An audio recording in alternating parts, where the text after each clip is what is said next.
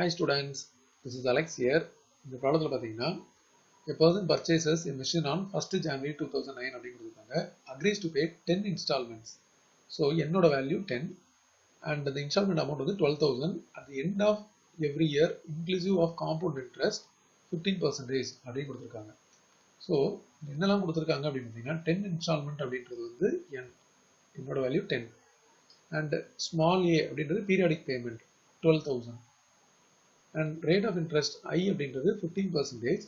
So அதை நம்ம வந்து 100ஆல் டிவைட் பண்ணணும். அப்போ நமக்கு கிடைக்கிறது 0.15. கொஸ்டின் வந்து ஃபைண்ட் த ப்ரெசன்ட் வேல்யூ அப்படின்னு கேட்டிருக்காங்க.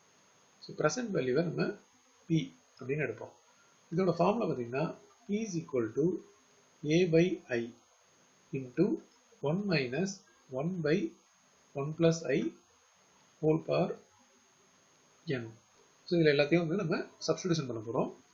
So the 12,000 divided by 0.15 into 1 minus 1 by 1 plus 0.15 whole power 10. இப்போ பார்த்தீங்கன்னா இது after division 80,000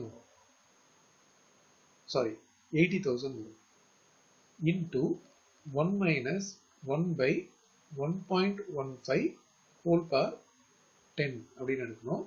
1.15 whole power 10 ஓட வேல்யூ 4.016. இந்த இடத்துல 4.016 சப்ஸ்டிடியூஷன் பண்ண போகிறோம். So 80,000 into 1 minus 1 by 4.016. இப்போ அடுத்த ஸ்டெப்பில் நம்ம வந்து இந்த 80,000 as it is வச்சுட்டு